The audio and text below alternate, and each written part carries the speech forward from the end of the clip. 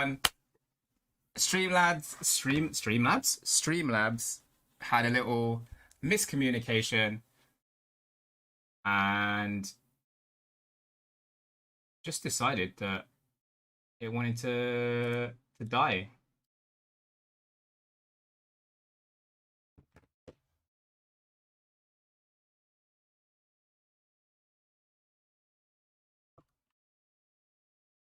Streamlabs just had a mishap and died.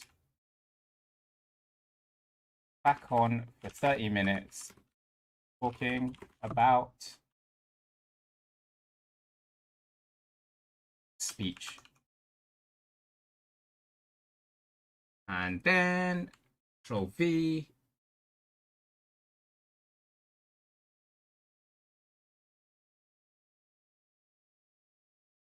Control paste. There we go.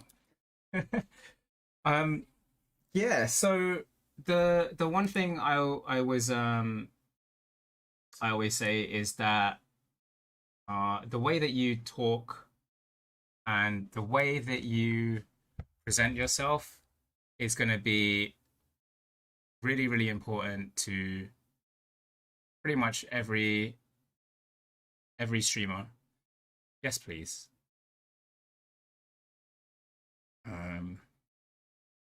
Still streaming till 10 p.m.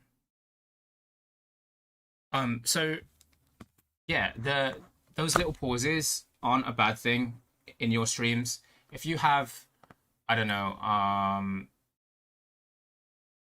if you have like 20 people in your chat, for example, and you're having a really good conversation, oh, what's this? It's Oreo though with boba. Okay, sure. If you're having a really good conversation with your attendees and you're sitting there in your chat, it's cool. But also,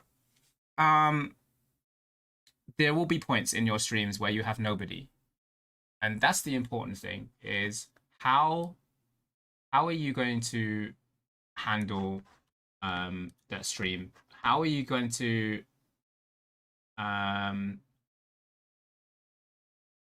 handle talking about stuff with no interaction? What are you going to talk about? So it's always best to have your topic decks. It's always best to have a backup. It's always best to almost have like a monologue of things that you're going to be talking about. Whether it be, I don't know, what you had for breakfast, what you did for what you've been playing recently, what you've been listening to even. So for example, I've been listening to a whole bunch of songs. I've been really into like Japanese rap recently, which is quite funny. And I think it's just the vibes that that they play. It's because I quite like my like lo-fi or lo-fi.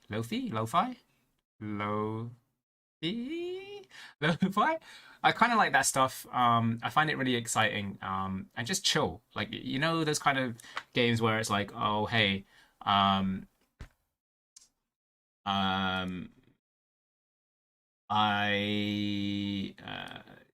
what's the songs called?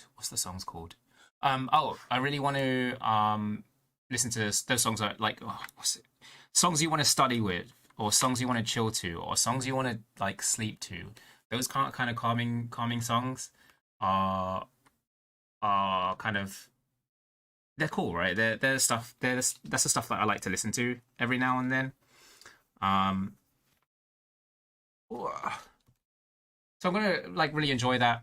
And those songs, I guess, are some of the Japanese rap, like use some really, really cool kind of chill instrumentals and that sort of stuff. And actually, my BGM, which BGM? This BGM? This BGM. Let me turn it on. This BGM that is playing now is very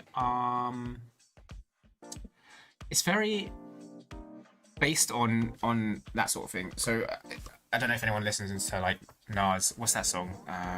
I Know I Can, with the piano and stuff. Like, that's where I got this inspiration from, and I commissioned this song, this BGM actually. Like, it cost how much did it cost? It was like 40 quid for this, and I really love the BGM. It's really nice to kind of listen to. And it was my chill BGM. It was my first BGM, but I was kind of blessed as well because my second BGM, which is a little bit more hype, I was gifted it by one of my friends, and it wasn't even like initially my friend. He was a guy that I reached out to on Twitter, and this is again, it comes back. Hey, what's going on? It comes back to the what I was saying before about reaching into people's DMs. You can't expect that everyone's going to come to you. You kind of need to reach out to VTubers if you want to communicate with them and want to be friends with them. And this one time that I did, like, I was listening to this guy's this music drops on Twitter, and I was like, yo, this guy has some sick vibes. I love this. And then one time I literally just messaged out to him. I sent him a DM and I was like, hey, I really love your work, dude. And I'm looking for something that's like a BGM with a little bit more hype, something to generate the hype with, almost like a loading song. Is there anything like, how much is it going to cost to commission you? I'll pay. Like anything, I'll pay whatever the price is. I'll pay it. And he literally just turned around and he was like, "Listen, Saya, I really appreciate you supporting my work like recently and liking some of my stuff, and like thanks for reaching out. I don't charge for this, so like I'm gonna give you it for free." And I was like, "What? You're gonna give me a free BGM? That's crazy!" And then he went away like for like half a day even, and he came back and he was like, "Yo, Saya, I've got this. Does this kind of fit your bill?" And I listened to it and I played it and I was like, "Holy crap, this is so good." So I was blessed, and that's only just based off one DM. So again, you should really be reaching out to people. Hey, nothing much. Just came online, see what's happening, and been decent. What about me? I've been good, man. I was playing this game earlier called Mitsurugi Kamui Hikae. Anyway, it's a really trash game where you play this anime girl, but you can look up her skirt, so that's one thing. And the game I've played 109 minutes according to Steam right now, and the game is literally just push square and triangle and hit monsters. So it's a terrible game, but I've done it now, so there we go. I'm hoping to play something a little bit more exciting next week. But yeah, and I think I was chatting to a couple of people before my stream died as well, because my stream died, so I only just came back on for an extra half an hour to just chat. But I was talking to a couple of people earlier about some collabs. So I think we've got some like VTuber collabs coming up with I think Monster Hunter, a couple of other things like maybe podcasts and stuff. And so yeah, there's loads of like really exciting things that happened literally in the last hour that I was streaming because the game was so trash. So I think it's cool. It's cool that there's some people out there that are looking for collabs and actually want to collab. And I think that's the most important thing. Is again, yeah, Monster Hunter. Like Jun wants to play Monster Hunter, and I was like, all right, cool, I'll play Monster Hunter.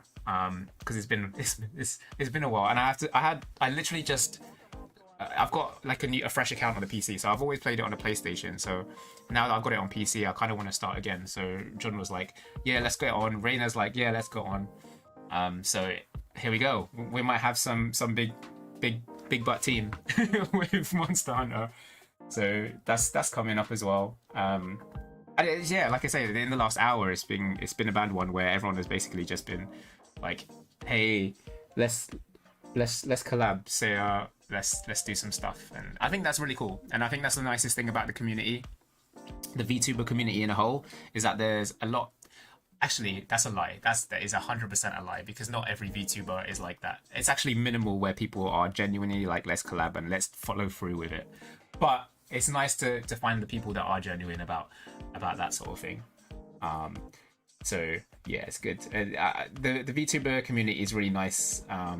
But also it's a dark hole of trash and toxicity if you find it. But that's like any community, right? You will eventually find some toxicity in that space. Oh, do you two know each other? What is this?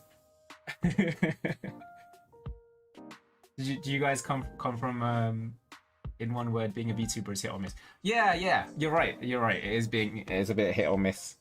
Um, and one of the things that most VTubers are struggling with right now, and I said it earlier, is the fact that um, and this is the difficult thing for me as well. Not gonna lie, um, the hardest thing for I'm gonna relate it to me because it makes more sense to relate it to me as a VTuber. The hardest thing that I find as a VTuber is the fact that because the VTuber community is so is mostly welcoming. That's the key word. It's mostly welcoming about other VTubers and really looking to reinforce it. It's not. I wouldn't say it's entirely the right audience that you're searching for, because VTubers in this sense are probably busy making their own content to come round and watch and watch you. I try to watch as many people as I can to support them, especially like some of the VTubers out there that really struggle when they don't have an audience that I am like mutual with. So there's a couple of people that I know are so good at the content that they create and so good at entertaining, but they just need a prompt, and that's where I will jump into their streams maybe and give them a little prompt to go, oh hey, this is what you should be talking about, like steer the conversation in a way, and hopefully they'll continue it, and they do 100%.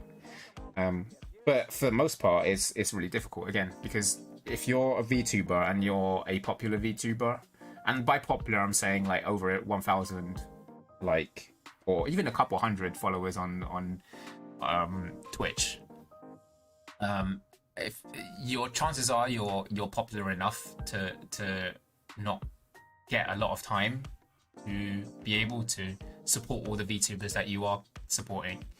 So it's nice to see other VTubers supporting other VTubers by jumping into their streams, and I think they're the ones that are going to be genuine even for as fans and as supporters, and they're the ones that you should be looking towards like collabing as much. But again, you don't get any of that unless you put out the work yourself. So you, as much as it sounds, it's counterintuitive to go, why should I be putting effort into other people when they're not putting effort into me?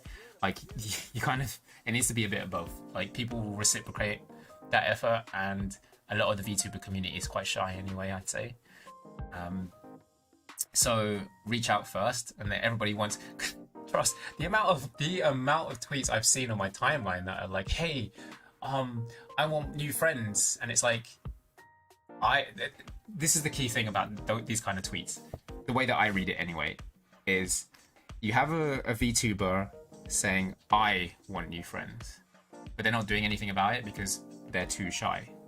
But then they use this thread to get people to like and or retweet, and I mean, it is a bit of a clout thread, but also like it is good for networking 100%. That's the good thing. But it's what they do afterwards. It's like, are they really following up with it, with people actually reaching out to them and following up with it? I don't know. But I think as a VTuber, you should really be focusing on the guys that are interacting with you, and like I it's always good to see Godfather. I know he's probably waiting to boot up LOL. So I do have some regulars that come in again, like shout out Marina. She comes in every now and then to support me, so I'm always ready to like jump into anything and support them. So I think that's the other thing. And the other thing I find really weird as well with collabs is maybe it's just me, but I feel like if you're doing a collab, you should do it on whoever's channel is the one that organized the collab. Like I feel like it's counterintuitive to have a collab and have it streaming on more than one channel, like their channel and your channel. I don't know, maybe that's just me, because if you're doing a collab, essentially you want to promote each other, right? So you're not promoting each other if you're separating your channels and producing the same content on both of them. So I think it's nice if you say like jump on their channel or they jump on yours, like how it would be traditionally done, I guess. But I don't know, just a shower thought, I guess. We've had a lot of these really random thoughts today, but essentially it's just a case of like how does one get from one to another? Like how does Jun do a full like 5 hour stream of just chatting is insane. Like I don't think even me with my experience, I don't think I could have been able to do that. Maybe I could. You'd run out of topics at some point, right? And you wouldn't know what to say, and it's such a bizarre thing to do. But yeah, I also was thinking about John has some serious commitment to it. Yeah, for real. And I think that's a good thing. You have to have commitment to it. Like there is a whole bunch of VTubers who only are like half-assed, so they only have like a half commitment to doing this sort of thing, in terms of not in terms of like they have to stream every day, but in terms of the content they do. And it's like what I said earlier, with people, it's kind of sad to see VTubers have really good spend a lot of money on their avatars, for example, or spend a lot of time on their scenes and their transitions and all of the stuff that they do. But then still, when it comes to the content, they're still just really quiet and they have no idea why they're not growing. And maybe it's a case of like they're not networking enough, or maybe it's a case of like their content isn't as interesting to watch. But yeah, I find the whole thing really, really interesting from a research point of view. That's just I guess, again, it's my coaching brain, that learning lens, that teaching lens, that where I kind of see this different perspective of what could be better. So yeah. And also with I'm trying to change up what I want to do. Like my Thursday is usually supposed to be saved for my back catalog stream, so all the stuff that I've got that I want to complete, that I've started. But I feel like I might need to switch it up. It depends on like some of the stuff that's happening as well with collabs. So I might make Thursday a collab day, seeing as collabs are starting to happen quite often. I don't know. But also, I've just downloaded a bunch of games. I have honestly, when I say that my back catalog of games is ridiculous, I'm looking at Steam right now and I've got 626 games. That is a hell of a lot of games. 626 games, and I've just installed a couple of them, so I might go through some of these in the future. Black Desert on Black Desert Online, I don't know. I think that's going to be my New Year's resolution one for next year, 2021, because I don't really think the game is good, but I might play it anyway. Hades, I really genuinely want to play, so I might make that a Thursday game. Pummel Party, I kind of want to play. Code Vein, I think, is going to be my Thursday game, actually, this week. So next week. Next week. Code Vein is going to be my Thursday game next week, because I've been wanting to play that so bad, and it looks so cool. Have no idea what's going on in it. But yeah, really want to play that one. And then I think on Saturday I'm going to be playing. Oh, there it is. I found it. It's called Cake Bash. I don't know what it is, but it's cupcakes, and I'm probably going to play that as my RNG Saturday game. Because I like that Saturdays is the games where they literally just random. Like, it's not the popular games in the face of the earth. And I think that's how Godfather found me, right? The Saturday that we were playing, I was playing Senran Kagura. So like, you don't get a lot of VTubers that play really stupid random games like that, and I think it's a good chance to introduce others to really stupid random games. So that's coming up.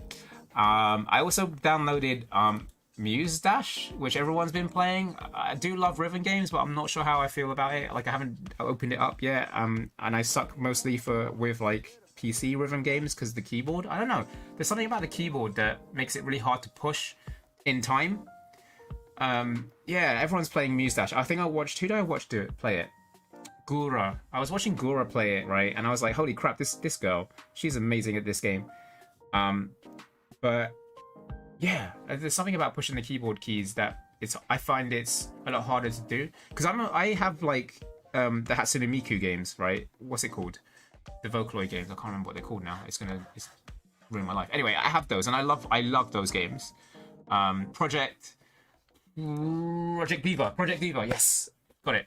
Yeah. I love those games.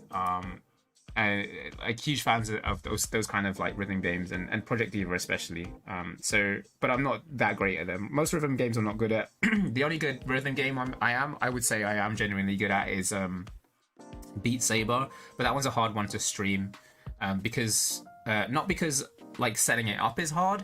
It's just hella hard because it's hard to keep in touch with the interaction. I haven't got a way to interact with really the chats or anything whilst I'm doing that. So that's why that one's difficult to stream. I usually just release a video. Clone Hero. No, I'm gonna Google that right now. What's Clone Hero? Clone Hero. Clone Hero. Video game. Oh, is this like Guitar Hero? Oh, it's literally this game is a clone of the Guitar Hero franchise. I don't have a Guitar Hero game though. I mean, I got Guitar Hero Guitar. So on that, I used to be good at Guitar Hero. I used to be able to do Through Fire and Flames on Expert. I don't think I can do it now though. I'm like out of touch because I think with those kind of games, especially like your muscle memory is the same roughly, but it can't keep up unless you've had that practice. So I'm not sure if I'll be able to play something like that again. It's like learning the piano. Like I know how to play the piano, but it's been so many years since I played the piano. Like no idea. It was around mid 70%. Damn. Okay, that's pretty damn good. To be fair, I think I was slightly lower than that. On Free Fire and Flames, but yeah, God, I used to love Guitar Hero so much. Holy crap! There was one in the arcades in London. So we have like a Namco arcade, and they've got one of these as an arcade machine. And I used to spend money in there, like even though I had it at home, used to spend money in there. I was still with no fail turned on and answer. Oh snap! Okay. That Through Fire and Flames is hella difficult. To be fair, it is so difficult. It took me ages to train myself. Like when you're flicking those double notes. Yeah, that was like really hard for me to train myself to do that. But I had the same issue with Beat Saber. So for Beat Saber, when I was learning and I was starting out, I started out on normal, and like I used to do full swings, and it only took me. I didn't go through the tutorial because like Rena would know. Like Rena basically knows that I don't go through any tutorials. So anyway, I skipped the tutorial. I didn't realize that to hit the notes that are really next to each other, or the ones on the rails, you're supposed to flick your wrist. And like it took me forever to figure that out, and then it took me forever to learn how to adapt to flick my wrist instead of doing full arm movements. And then once I learned how to do that, then I could start doing like the experts and then the expert plus. And I think I went from normal to expert plus in like less than a month, maybe like 3 weeks. I think it was that I picked it up. So yeah, but that's a regular routine for me. Like Beat Saber is like my part of my exercise routine. So that's the only reason like I guess I play it a lot. But also I really love rhythm games in that sense, and I do love Beat Saber. And it also is a good judgment as to whether I'm going to play really well in FPS games. Because if my at that time that I play Beat Saber, if my hand-eye coordination is still working really well, then I know like I'm going to have a few good games on whenever I play my FPS games. So I usually do like a quick warm-up on Beat Saber before I actually jump into an FPS game on Tuesdays, which is a fun fact, I guess. And I just realized you love Gora. Like my favorite of the Hololive EN girls is Callie. I love Callie so much. Just because she's trash. She's like a no BS kind of girl. And I love that. But also really stupid. Like there was one clip that I shared with my friends who aren't into VTubing or know nothing about it, and it was a clip where Callie was trying to figure out. She was talking about her kazoo and trying to figure out how to play it, and it took her like 2 minutes to realize that she was playing it wrong the entire time, and she bought like 3 different kazoos. But yeah, like Callie is probably one of my favorites, also because I really love her music, and I loved what she was doing before. Like I loved her music before she was Callie, and if you know, you know. If you don't, like, it's not that deep. Yeah, so Callie is one of my favorite Hololive ENs. I think the girl that got me hooked onto Hololive, funnily enough, was is probably one that not many people um, uh, are too excited about, but or no, okay. But it was Luna. It was Hinamori Luna. She is the one that got me into Hololive. I think it was her debut. I watched her debut, and then I watched her in the entirety of like her streams, and then I started watching her. And the weirdest thing about Luna is that her voice is hella annoying. Like I hate her voice. It's like I don't really enjoy that like cutesy like baby voice that she has at all. And I hated it at the start, but I just carried on watching her for the sake of watching her. I think because she was the first one I kind of discovered, and because I watched her debut, I wanted to see what she'd do. And then over like the months, yeah, the Moe style. And then over the months, like she kind of, it took her a while to figure out what her character is going to be ultimately. But I watched it go from like really cutesy Princess Moe style to she knows she's annoying, she knows her voice is annoying, and she uses it to troll all the other Hololive girls. And the moment she switched her personality to that, like, and her character traits to that, like, I was sold. I've seen her, and she's one of the other thing I gotta really respect her for is she's one of the few, like, and she's same as Krone. Krone will never break character. So her and Luna are one of the few people that never break character. Hella difficult for them to break their character. So yeah, I think I watched I was watching a stream where Luna was with Marine, and Marine was drawing her or drawing them, and she was like, Marine basically was turned around and she's like, I want to punch her. Like her voice is annoying, and she goes, don't you think your voice is annoying? And then Luna turned around and basically was like, well, I guess so. And then she just carried on like being herself and was like, well, if you want to punch me, you can punch me, but I'm gonna carry on talking like this, you know. So yeah, like Luna's quite fun to watch. She's, I wouldn't say she's like my favorite of the lot. Like I do have a couple of favorites, and it's more towards the Hololive girls that are actually like full-fledged idols. Like I fall in love with vocal cords. I think I listened to one of the karaoke streams where I think Suisse and Toa was singing Macross, and oh my god, that thing gave me goosebumps, yo. Like they're so good. Like I love Suisse's voice, but I don't watch any of her streams. Like I don't watch her Tetris streams. I know she's a Tetris god. Like I don't watch any of Tower's streams either. Like I know she's like a favorite in the Western community, but yeah, I haven't seen any of her streams except for the ones where she's singing. And then the only people's streams that I've ever watched properly are Botan, because obviously being a fellow FPSer, like she's an FPS god and I love watching her FPS streams. And Subaru. So I really love Subaru. I think the only reason I love her so much is because I would say she's the most normal. She's the one that doesn't fit in as the traditional Hololive girl. She is hella normal. She's not like say so much. But she is, and when she first started as well, she wasn't even into like anime. She didn't know anything about otaku culture. She didn't know anything about games, and all the rest of them introduced her to it. So I liked seeing her progression. What FPS do I play? I play loads of FPS. I play Call of Duty. I play Rainbow Six Siege. I play what's the other ones? Paladins, Overwatch, Splatoon, if you can count that. I know that's third person, but you know, whatever. I haven't played Apex yet, so I'm thinking of starting that sometime. Maybe I'll start it next week. No, that's a lie. Next week I've got I'm gonna do Sniper Elite, I think. But yeah, I do want to start trying Apex, because you know I look into some Apex Legends tomorrow, and it'd be cool to have a full crew. Yeah, cool. Yeah, just hit me up. I'm down. I'll install it. I'll make an account, and I guess you guys can help me learn the game. I have like some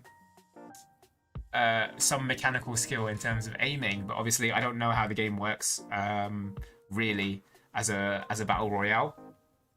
So if you're okay with the fact that I could probably shoot people but not know what else I'm doing, I don't mind joining you guys in Apex. Godfather. From famous VTubers, only one I like is Korone. Others are not my taste. Oh, that's okay. What about Okayu? Because Okayu and Korone, they kind of, you know, Okakoro, they kind of sing together. I do like Okayu sometimes. She has like this really calming voice, I would say. She's got a voice that I could listen to. She could read a book and it's fine. And I would pay to listen to her read a book, you know? That's the kind of voice that I think she has. It's fine. Jun is brand new as well, and I already intend on making a fresh account to avoid it any. Yeah, that's fair. Well, okay, cool. Yeah, that's fine. I'll sign up to an account tonight and have it installed and have it all ready for use tomorrow. So yeah. Just hit me up on Discord. I think I'm in the Cryptids Discord. So yeah. Cool. Sounds good. Yeah, skill-based matchmaking, dude. That thing is a blessing and a curse. I think I didn't want to say it earlier, and I know like they're not listening into this chat right now, so I can say it. But when I was playing Overwatch with Risu and Reina and Jun and everyone else, and they were like, oh, why are the games so hard? Why are they so sweaty? Why does everyone try hard? I pretended I didn't know why, but I knew why. And it was because of skill-based matchmaking. And because when I checked profiles, I think the teams that the team I was playing with, so like Jun, Risu, and Reina and all that, I think they're like bronze to golds, and yeah, go ahead, send the link, it's all good. Yeah, so I think those guys are all bronze to golds, and in terms of skill-based matchmaking, I'm basically platinum and diamond, and if I'm queuing as a count, that's a diamond, 100% diamond ranked. So the reason they were getting higher ranked skilled games was because of me, and I didn't want to tell them because I was really enjoying playing with them, but then I felt bad afterwards. So hopefully they're not listening and they will invite me back to play Overwatch with them again. But it was definitely my fault. And the thing is, like, that my Sayer account is my Smurf account. Like, my main account doesn't help either. So whichever account, doesn't matter. Like, I have the same problem with Call of Duty. Like, I have friends that I play on Warzone with, and my main account is pretty high MMR, and then like my Sayer account is also a little bit too high MMR. So yeah. Sorry guys, I can't. I'm gonna watch this video. Let's see what this is saying. Oh, I saw the stream for this. Yeah. I was watching this stream live. This is hilarious.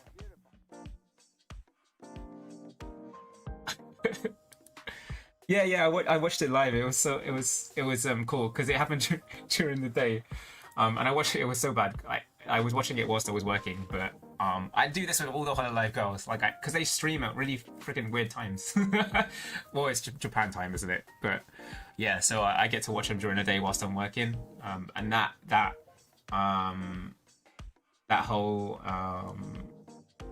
you talking till nobody explodes segment with Korone and Callie, I had to watch because, well, number one, it was Callie, and I've seen loads of Korone streams, so like they are hilarious. I think I watched one where she was playing, is it Metal Slug, and she has like a phobia of like worms or something, and there was a level with worms, and like she was freaking the hell out, like actually freaking the hell out. It was adorable, but yeah, like yeah, I do enjoy some of her streams. Like I don't sit there, I haven't sat and watched any of them, but I've seen like loads of her clips. And I think there was a clip where Korone Who else was there? Elite Miko. Who else was there? Mats. Matsuri? Maybe. Anyway, there's a couple of them that were like eating bugs or something. And that was an interesting one, an interesting stream like clip that I watched where they were eating bugs, and one of them was like a worm. And obviously, again, Korone has a phobia about worms, so she was freaking out, like crazy freaking out. I think she jumped out of her chair or something. You could hear her running around the room. But yeah, she is adorable. She is adorable, but she's done really well for herself. Like she's getting like so much out from pretty much everyone else. The most degen chat from features is Zentra. Swear they always, yeah, yeah. I haven't been keeping up with the Bishoujo guys, to be fair. I never watched any of those. Like when I was watching, I've only ever watched basically Niji Sanji and Hololive. So I never really kept on top of the EN VTubers and some of the stuff they do. Yeah. But I think it's because like the content that they made before, like it was hilarious anyway. The fact that you've put some of the biggest like EN VTubers together has just made everything insane. It's kind of like how you get like YouTuber houses and stuff like that. Like you put some of the biggest content creators together, and then the content that they make with each other is absolutely hilarious. So they've done they've done really well for themselves. Not that they weren't doing well by themselves anyway, but having them all together is just it's funny. It's funny. It's like, imagine if we had, I don't know, a collab with I don't know, a couple of people from all over the place, like indie VTubers. I don't know, if you had a collab with like Pikami, Kali, Korone, that would be an interesting one.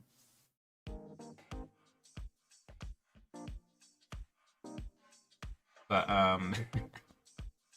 yeah, I mean, it's the VTuber world is exciting in its own sense, and there are a lot of like VTubers that I need to discover as well. But also, like, it's what I was saying earlier, like there's so many different VTubers, so many different EN VTubers, so many different indie VTubers. Oh no, let me have a look at the auto mod. It was doing the same thing for oh, I swear I allowed weeb the last time, because Godfather used the word weeb before, and it, okay, anyway, we'll do it again. Actually remember Nyana's old YouTube channel being primarily weeb parody songs, right? And if you've seen any of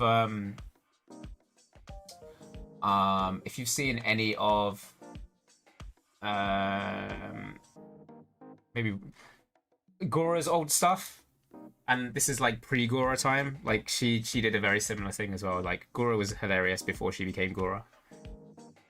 So like her character is basically exactly the same. Now she's just got an agency behind her, so many more viewers. It's cool. Like again, like a lot of the Hololive girls, at least the EN girls, like were doing similar stuff and like were hilarious. I think the only ones that really could have really benefited from this is maybe Kiara and Ame.